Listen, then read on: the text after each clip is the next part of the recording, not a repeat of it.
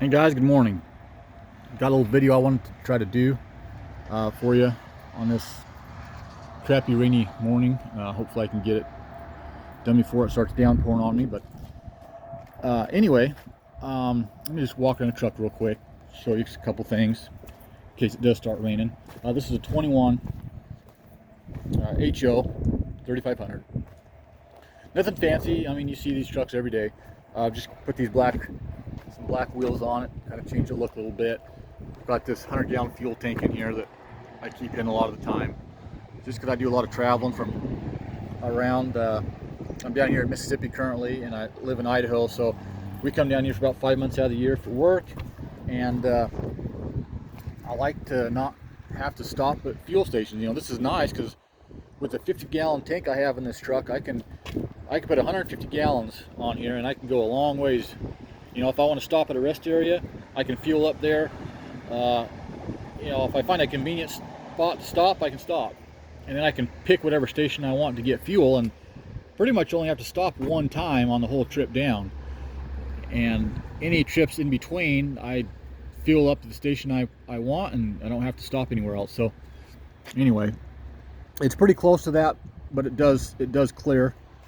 I have a what is it called? A Reese gooseneck pin box system is what I'm using.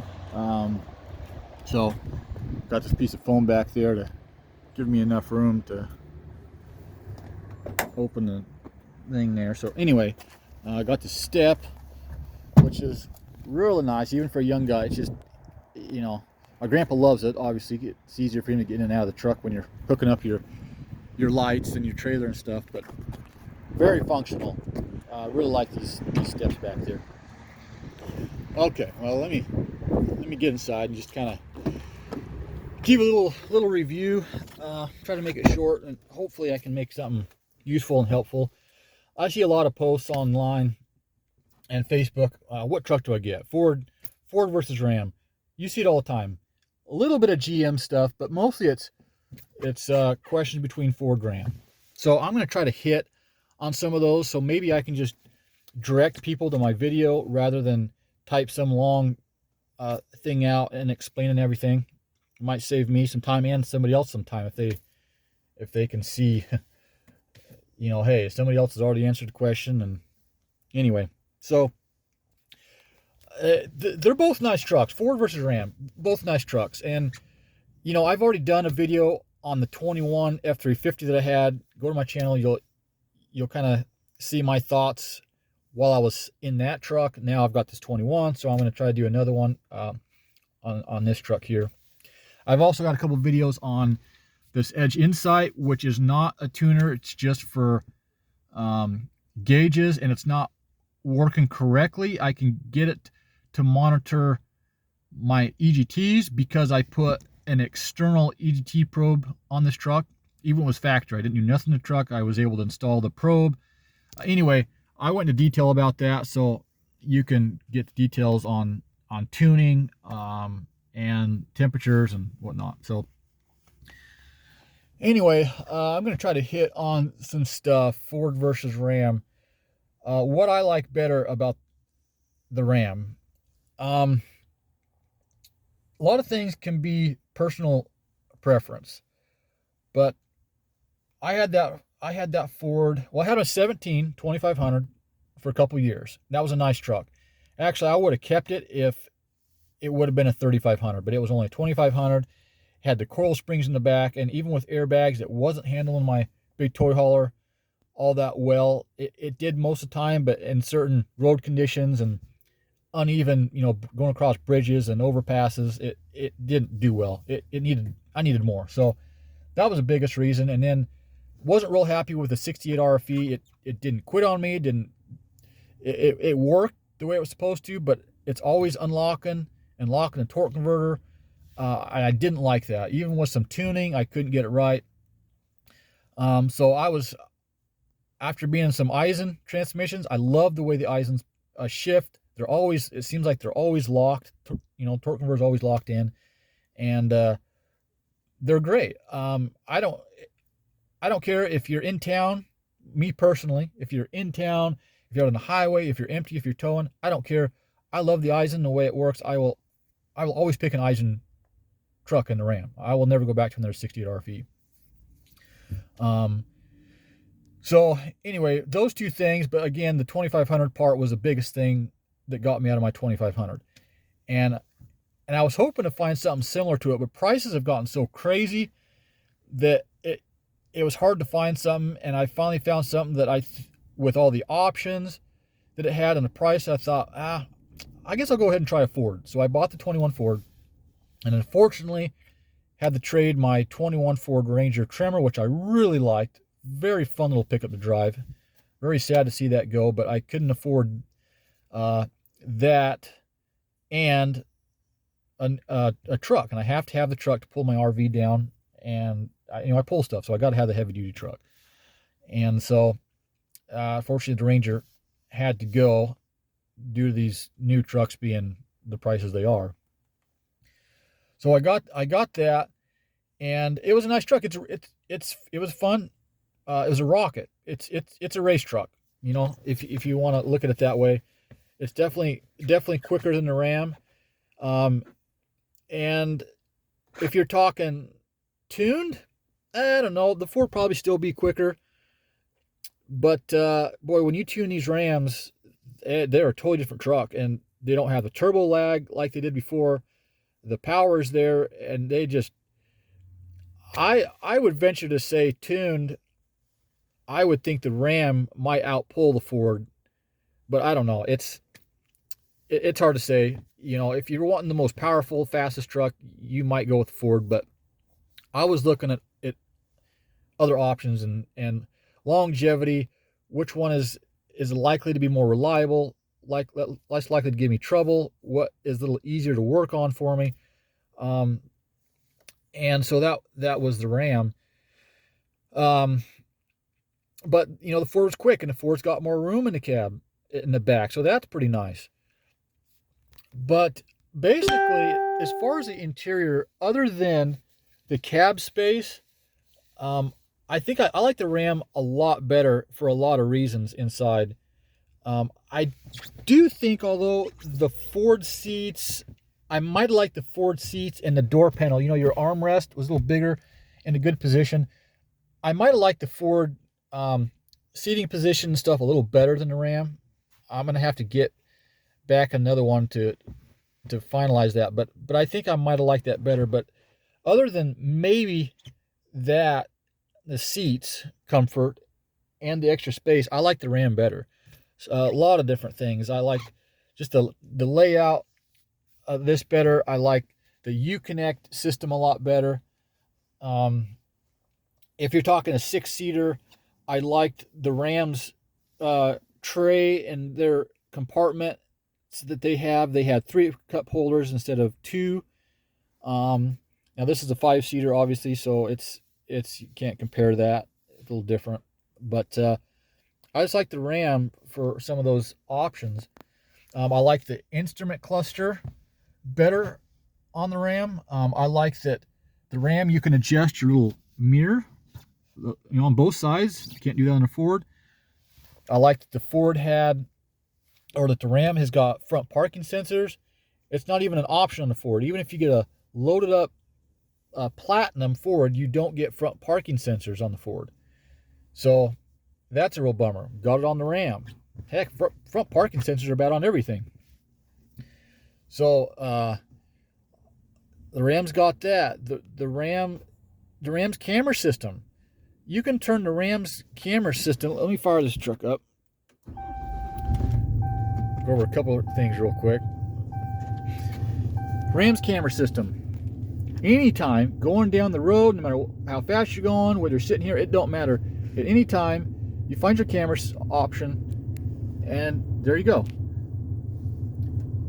You can look at any of your cameras at any time. The Fords you can't do that with. So, much better camera system on the Ram, being able to do that.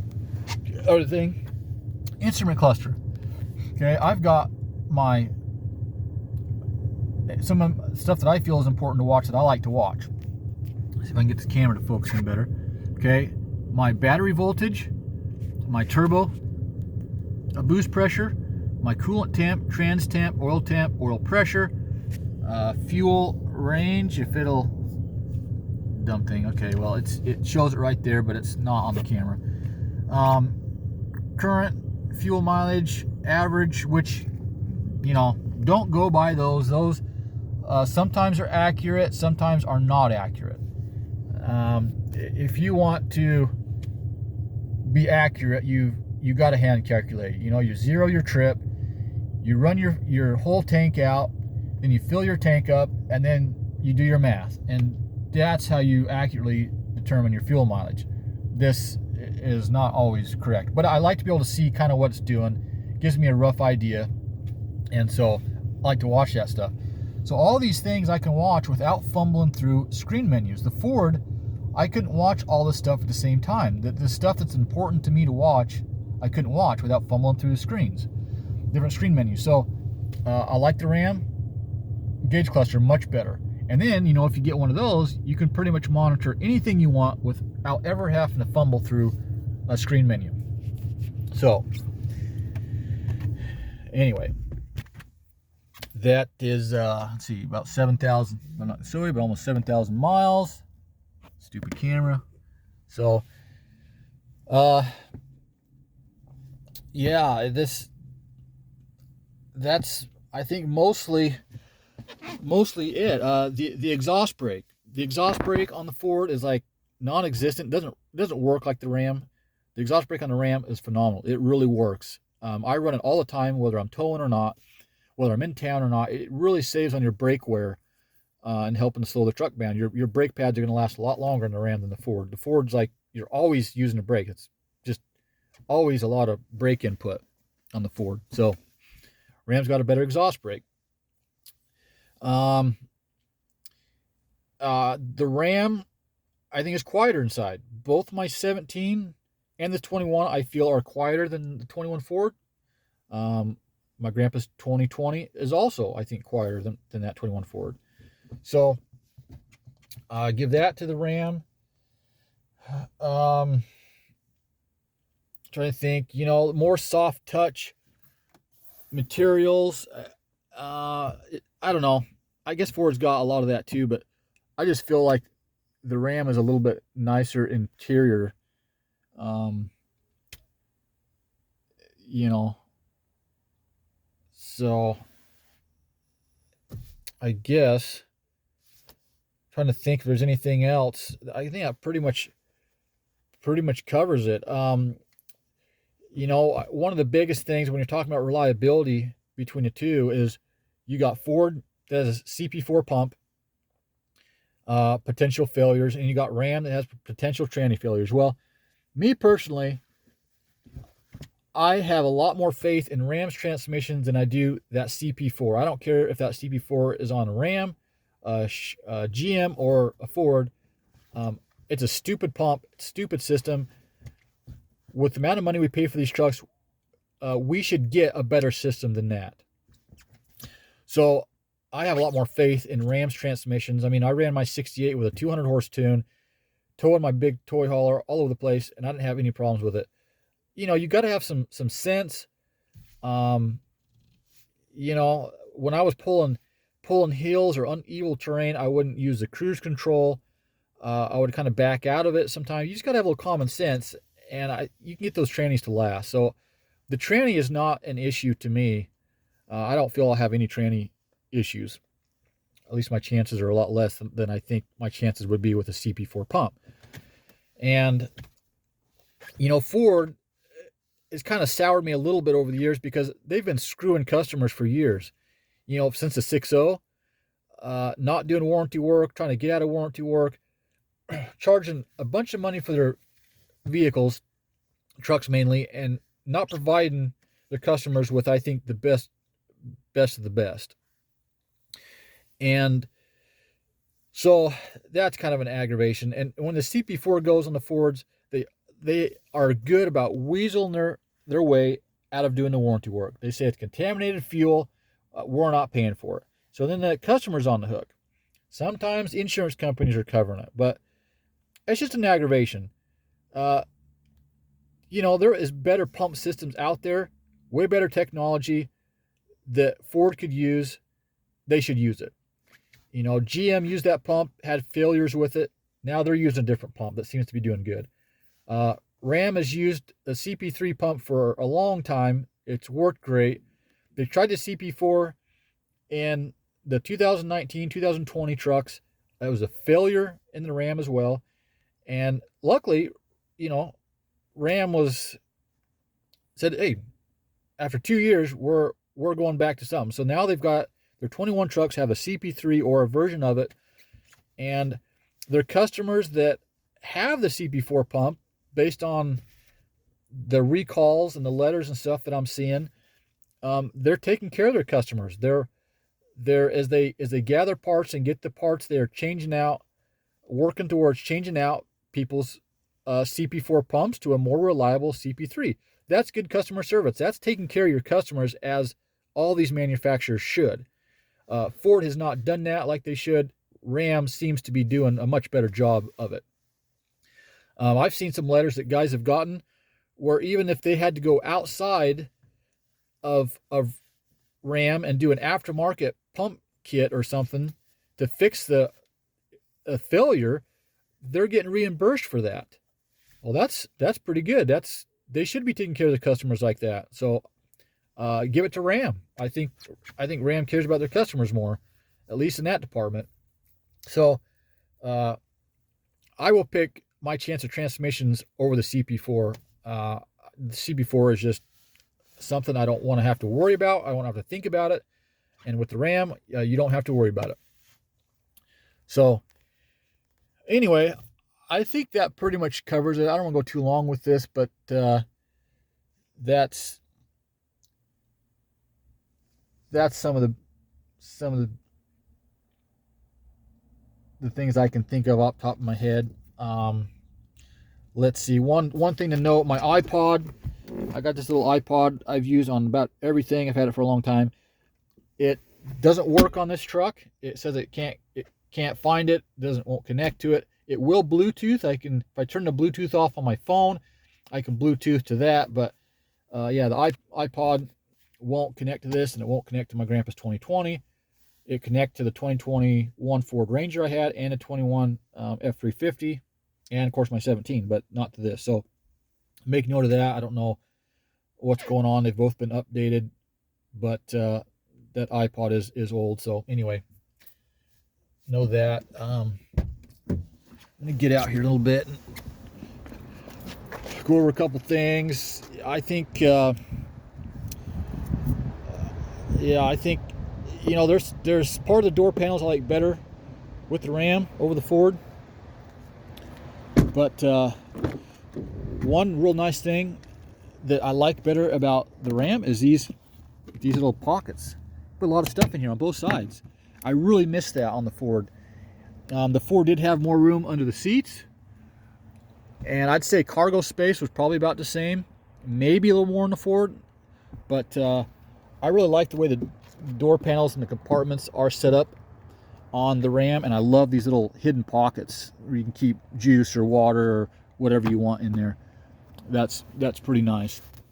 So yeah, anyway, I think that pretty much covers it, and it's raining on me, so I probably can't do too much more with this. And yeah, I think wireless charging I have here, didn't on the Ford. And I would say the packages are comparable. I mean, this is a loaded up Laramie. That was a loaded up Lariat with the Ultimate package, and this has a lot more options, a lot more things than the Ford had. So this has heated rear seats. The Ford did not. So anyway, that's some of the reasons why I chose to go back with the Ram. For me personally, I think it's a better truck. I think it's a nicer truck. I enjoy it more, and I think it's going to be a more reliable truck for me. And I guess time will tell, but we'll see. So anyway, hopefully this is helpful.